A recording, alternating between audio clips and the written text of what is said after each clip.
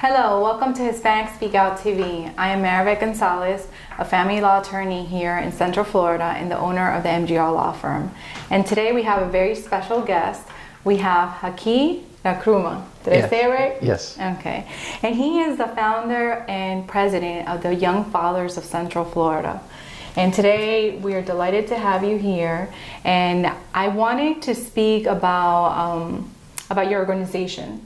And we wanted to learn more about the programs that the organization offers. But before we start with that, I wanted you to explain what is the mission of the organization. The mission is to provide supportive services to fathers under the age of 24. However, we do provide services for older fathers, but the majority of our programs, which we have 9 of them, are focused on providing supportive services to teen and young fathers. Okay. And when did you see or feel that there was a need for an organization such as this? I've seen a need since I was in undergrad school and college a few years ago.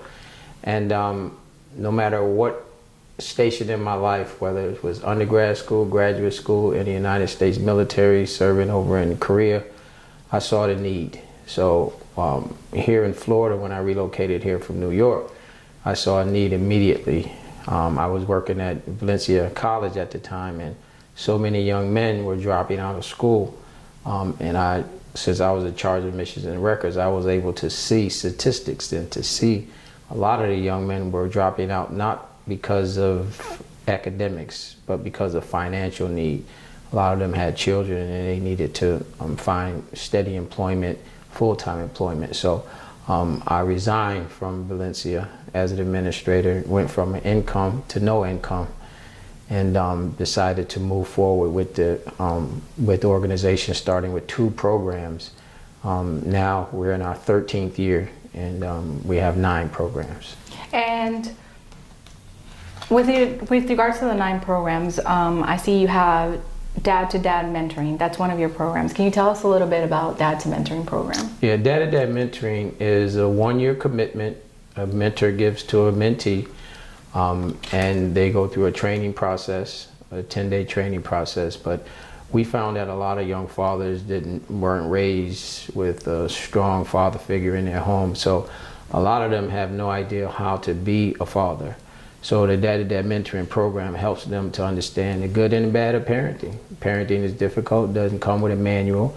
So by them seeing what it's like to pay bills and to go through different hardships with your children, for them to see that up front for a 1-year commitment is impactful to all of our mentees and the mentors. We have mentors who've been mentoring with us for 4 to 5 years. They've worked with 4 to 5 different fathers. So we usually like just 1-year commitment so that the mentors, since there's a shortage of mentors, that they can get the opportunity to mentor with other young men. And when you're doing these mentoring programs, even though it's called Young Fathers of Central Florida, you also, because I've heard you speak before, is to instill the values that the parents have to co-parent. Absolutely. Right? The mother and the young father. Right, that's extremely important. Our parent training program, for example, when we first started, we only allowed fathers to come in. But then we began to see that a lot of the mothers didn't have directions and lacked parenting skills, because most oftentimes those mothers were young as well. And even so, I hate to say it, but a lot of their mothers are young. So we have grandmothers who are in their late 20s and early 30s. So it's unfortunate, but so we found that a lot of young mothers did not have any type of direction. So we invited all of them in. We even invite grandparents in now, because grandparents are caregivers. So the whole family can come, stepfathers, father figures, the aunties, anyone who wants to come to the parent training can come to the parent training. Whoever is responsible for that child's life, they can attend the parent training so that the child can be raised in a healthy environment. So what I found interesting in your organization and your programming from hearing you speak before is that both parents are needed, but this is tailored to young fathers because you saw a lack of, and I think you had spoken at one time and had speaker at your annual conference discussing the statistics of the programming for the young mothers, but not enough programming for the young fathers. Right. When you're trying to find statistics on teen parents, more often you find easily accessible statistics for young mothers, but they don't have them for young fathers. And it's unfortunate because you have some systems like our school system in Orange County and in a lot of counties who don't take into account young fathers. They don't have, even on some of the intake forms for the teen pregnancy programs, where a father can put his name. So they just totally exclude him. So most of those programs at high school level and a lot of agencies, they don't even engage fathers. 90% of fatherhood programs in the United States of America don't begin engaging fathers at age 26. So that's giving our young dads, 13 years to be absent and dysfunctional fathers. So that's why we take a lot of statistics, and one of the reasons why I started the conference, National Teen and Young Fatherhood Conference. So people across the country, if they're taking data, if they have systems of identifying growth and improvement, that they can share it with other people across the country, because that's the big problem young fatherhood organizations have, is the lack of networking and a lack of hard data on fathers. And I participated in a Young Fathers conference this year along with other years, but I can tell you that the first year I went, I was surprised with regards to who was there, because I was expecting young fathers, but what you've done is actually put in a room key people that touch the lives of these young fathers and try to educate them and teach them some facts and, right. and dispel some myths. Yeah, the conference never was designed for the attendees to be young fathers. It was for practitioners who run fatherhood programs, who go back to the organization like Juanita, for example. They have a staff of about 22 people with their Florida State University Young Parent Program. So they'll go back and take that information and share it with their staff. And each staff member has caseloads of maybe 20 fathers apiece. So you have 10 staff, 20 people in a caseload, that's 200 young fathers that they'll be able to bring information back to them and help them to develop as responsible fathers. So that was the key. And also when I traveled the country speaking, I often found that most young fatherhood organizations thought they were the only one there, no matter if it was in Portland or Houston, Texas. And then they say, wow, there's more teen and young fatherhood organizations. I say, yes, come to this conference and meet them. And then we can develop our network that way. So yes, it was designed for the practitioners, whether they're healthcare providers, teachers, because you have a lot of teachers call me all the time. It seems like every week, sitting in the classroom with a young father, and they don't know what to do with him. And he said, look, I've been absent because with my baby, my child was sick and my girlfriend had to go work, so I had to stay home. So that kid is just not being absent. He's trying to do the responsible thing by staying home with his child. So that's the purpose of the conference, was not to have them there, but to have people who can work with them. So I found it interesting and empowering when I received questions. Some questions were tailored to the law, but some things were simple. Like, for example, a young father gets something in the mail with regards to child support. They ignore it because they think, well, it's going to happen anyway and they're going to put me on child support.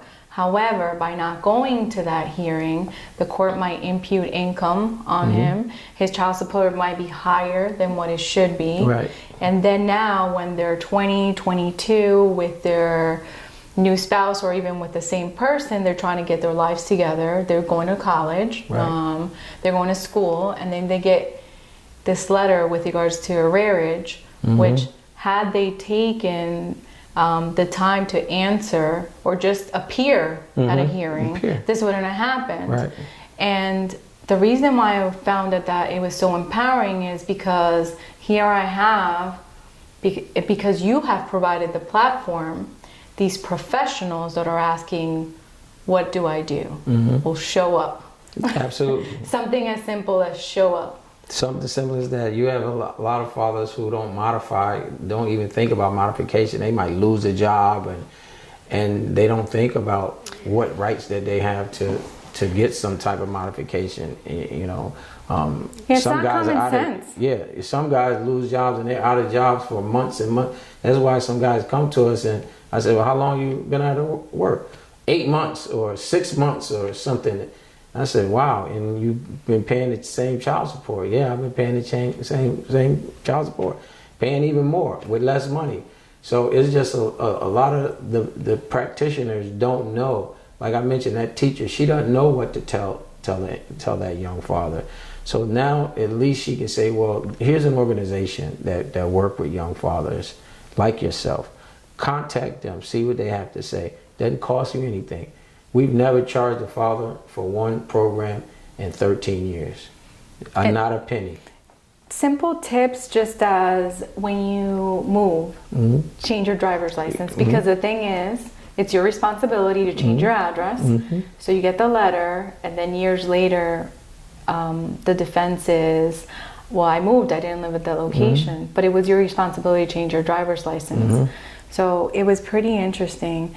Life changes, as we always tell them. Life changes. Life changes. It's not and simple things that you can do. And so you have the parent training and development. If you can briefly tell us about your programming, because I know we're running out of time, and I think maybe we should have you as a guest again. But Absolutely. If you can tell us a little bit about the programming, what other programs you offer? We have parent training, where we provide training to those families that I mentioned, whether it's mother, father, grandparents, significant others. Then we have father support groups, where we provide support for all fathers. So this group is not just for young fathers, because in some of those support groups, you see how the grandparents, older, how they you know, they help the younger guys. I mean, immensely. So our father support groups are open to anyone. Grandparents, friends, sometimes anyone. They play key roles. Yeah, significant other. Cousins, anyone significant that others. come in contact with that child throughout that day, anyone, you know, they can attend the parent training. Then we have our Fatherhood Institute, which is a college level young fatherhood initiative where we work with college students. Then we have our Teen Fatherhood Academy, which is a program for 14 and 19-year-old fathers in high school setting, normally in alternative high schools. Then we have our Fatherhood Initiative in correctional facility, where we go on Orange County Corrections and work with our fathers there, primarily the ones who are not getting sentenced to go to prison, but those who are getting out and maybe get on probation. So we work with them as well. We have our Gents to Gentlemen, that's our character and etiquette development program for our 10 to 13-year-old boys. That's a prevention program. We don't want to see them in any other fatherhood program. We don't want them there. And then we have our community center initiative with the city of Orlando and Orange County, where we go into the community centers and work with young fathers in the 22 in the city and 24 in the county recreation centers. And then we have our newest program, our Young Father Initiative, where we, Orange County funds the program, and we do case management for a year for 25 fathers. And that's fathers of all age. Half are under 24, then the other are a little bit older. And if you wanted somebody to get involved in your organization and maybe with their time, their mentorship, supplies, food, especially during the holidays, how would they get in contact with you? They just go online to our website, youngfathersofcentralflorida.com. And we'll put this information up for our viewers. Yeah, and there's a comment question section where they can send it in. And we recently put up a new site, so it's working pretty well. People, I've been. People make comments, or they send questions, and We've gotten several volunteers over the last, after the conference and Father's Week, we usually get a lot of volunteers. Yeah, everybody's at home. It's like working out at the gym at the beginning of the year. Everybody volunteers. Well, I just wanted to say thank you, Haki, for joining us on this program. Thank you for inviting me. Thank you. And I hope you learned something tonight. And I wish you a good evening and good night. And until next time. Esto es amor de verdad, nadie lo puede dudar. Step up to craft beer. Taino Light Lager has a crisp, refreshing Caribbean-style flavor. Boricua Craft Ale, full-bodied flavor for the true beer drinker. Stop drinking beer water. Taino Craft Light Lager and Boricua Strong Craft Ale. Feel the rhythm and come up to craft beer. Hi, I'm Danny Ramos and welcome to Speak Out TV. We're going to be doing a new segment, hopefully on a weekly basis. It'll be short, but very interesting. We're going to be visiting Latin restaurants, Hispanic restaurants around the state of Florida that are really, really exceptional eateries. And we're going to be specializing with special chefs that are going to be cooking using Boricua beer for some of the favorite Latin dishes. We'll be cooking with rice, with Boricua beer and Taino beer. We'll be cooking pork chops and other meats with craft beer. So stay tuned and enjoy, and get a pencil to write down the recipes. Enjoy it. Hello, my name is Andrea Escobar. I'm the manager and the chef of Little Oasis in Longwood. Today we will make a special dish with this delicious beer, Boricua beer. So we will make our rice with the same flavor. Okay, the first thing that we will do will be the yellow rice with Boricua beer. Let's make our sofrito.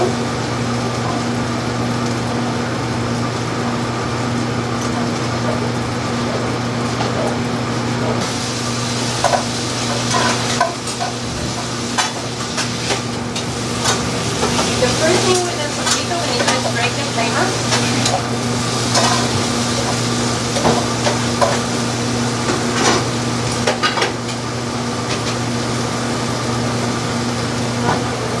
Fry a little bit, then we start to season it.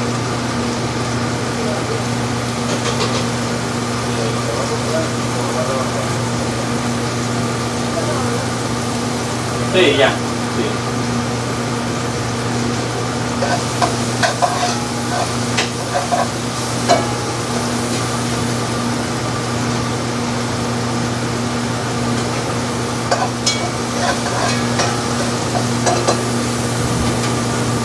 Use salt, adobo, and a little bit of azafran to give the color to the yellow rice.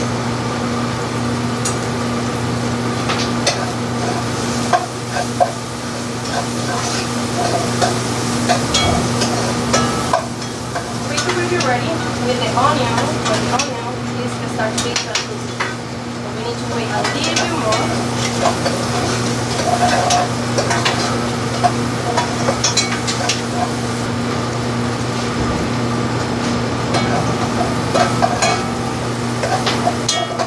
In the moment when our sofrito is ready, we add the water.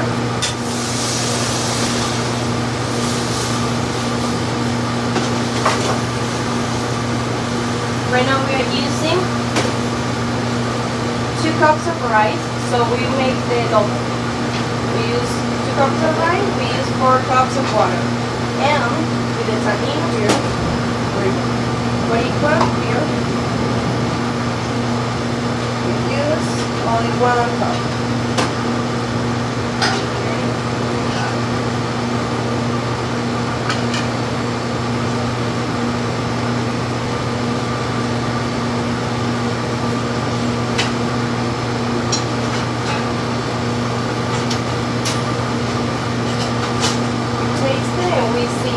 More salt or not.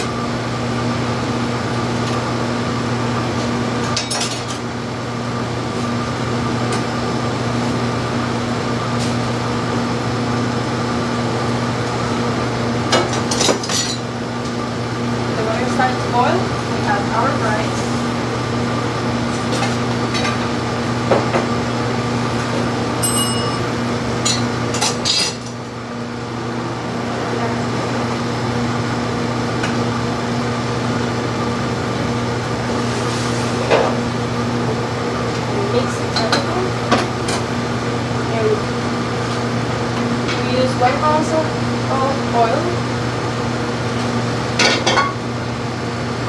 Let it have a little bit. For the flavor, we put red pepper, green pepper, and onion, red onion.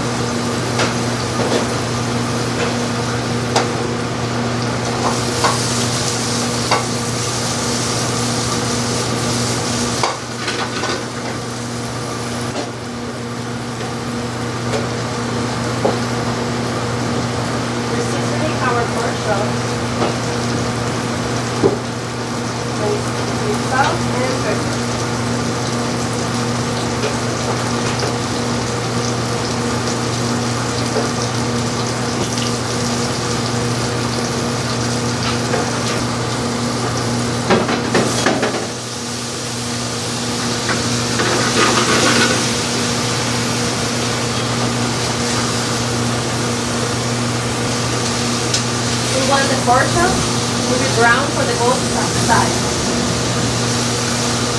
So a little bit more.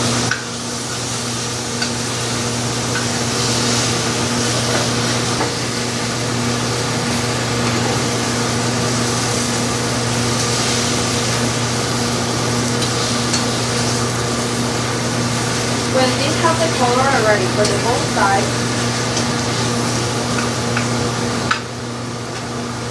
our meat.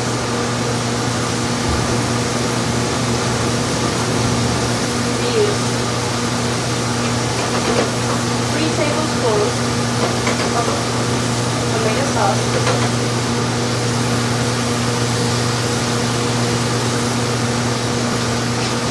1 tablespoon of brown sugar, and 1 cup of Boricua.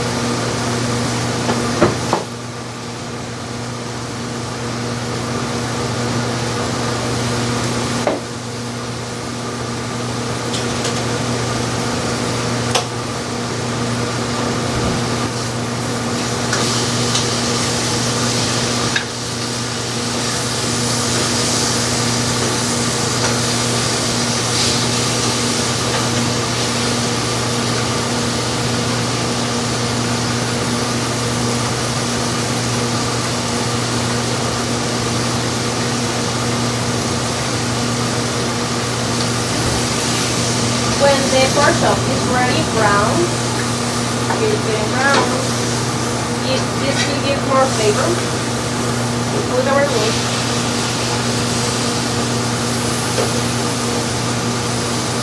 And we put to simmer for around 10 minutes. The liquor will evaporate and this won't have any liquor inside.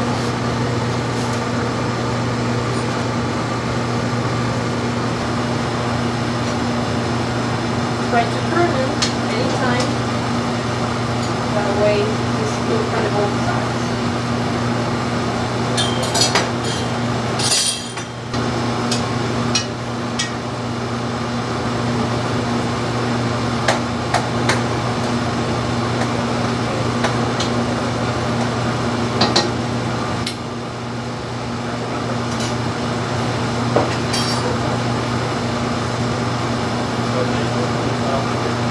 Put this away.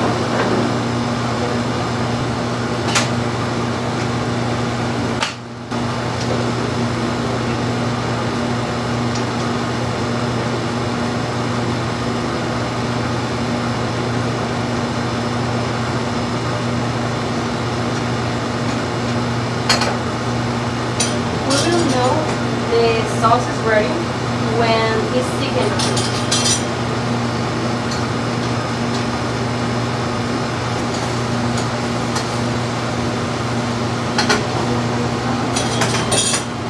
We can see how the reduce and add the sauce.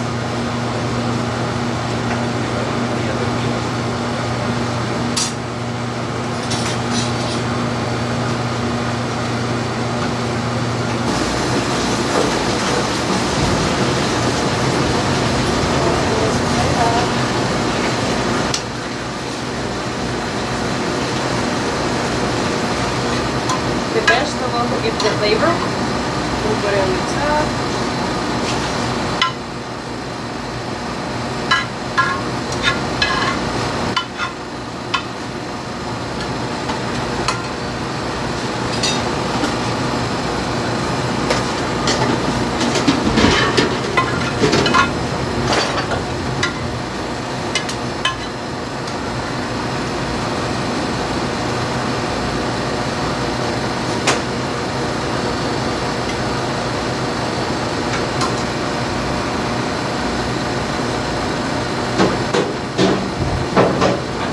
This will be our plate with the jello rice.